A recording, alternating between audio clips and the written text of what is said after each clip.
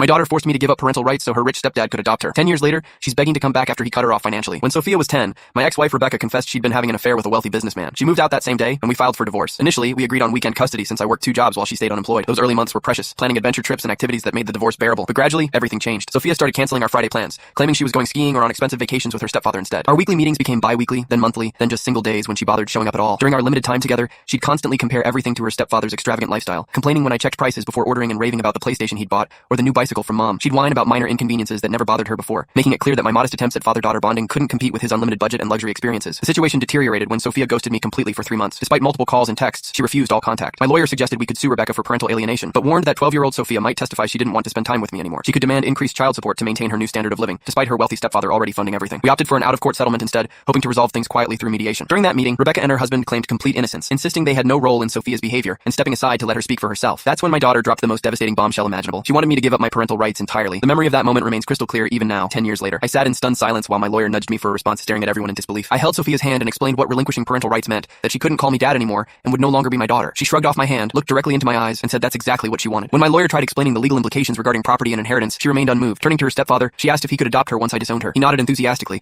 calling her darling while my world completely shattered. After losing my wife to infidelity, Sophia had been my only source of hope and purpose. I'd avoided dating for 2 years after the divorce, wanting to give her my complete attention and love. This rejection felt like the cruelest possible betrayal. My lawyer requested time to consider their demand while I struggled to think clearly. That night, I broke down completely, crying for hours in my empty house while every emotion poured out. My parents rushed over to console me, equally horrified by Sophia's demands. Even my mother's attempts to reason with Sophia failed. She remained adamant that I surrender my parental rights so her stepfather could legally adopt her. My lawyer warned that suing for manipulation would be difficult to prove and expensive to pursue, especially since Sophia had already chosen their side. Facing no viable alternatives, I reluctantly signed away my rights to the child I'd loved unconditionally. The aftermath was devastating. I lost my second job, then my primary employment, eventually moving to a different town where I wandered aimlessly for months. Recovery took 2 years of therapy, gym routines, and solo hiking trips that gradually helped me rebuild my shattered life. During one trek, I met Brianna, who had a 5-year-old daughter named Grace. When Brianna first introduced us, I broke down seeing Grace, reminded painfully of Sophia. I maintained a careful distance, terrified of getting hurt again. But when Grace asked me to adopt her on her 12th birthday, I felt overwhelmed with unexpected joy. Now I have 2 daughters, Grace and 3-year-old Riley with Brianna. Last week, returning from work, I saw a familiar face that made my blood freeze. Sophia, now 22, had grown taller and prettier, but was unmistakably recognizable. She ran toward me shouting, "Dad, I'm your daughter, Sophia. I finally found you." I looked at her with dead eyes and replied that I have 2 daughters, but she's not one of them. Before she could respond, I walked away, warning her to stop following or I'd report her to police. The next day, she appeared at my house, claiming Rebecca had died and her stepfather brought his mistress home, cutting off financial support and threatening to disown her. She begged for another chance while I listened with complete emotional detachment. I told her plainly that her problems weren't my concern and slammed the door in her face. She then manipulated my mother with tears and sob stories, convincing mom that I should reconcile for family harmony. But the pain she inflicted 10 years ago hasn't healed, and I refused to open that wound again. During our final conversation arranged by my mother, Sophia revealed she'd been so pampered by Rebecca and her stepfather that she never finished high school, too busy vacationing and dining to focus on education. She claimed Rebecca had orchestrated the entire parental rights scheme to humiliate me publicly. When I asked what she expected from our relationship now, she immediately inquired about inheritance and financial support. The moment I explained she'd receive only love while my property and insurance would go to Grace and Riley, her enthusiasm vanished completely. She hasn't contacted us since, proving once again that money was her only motivation for reconnection.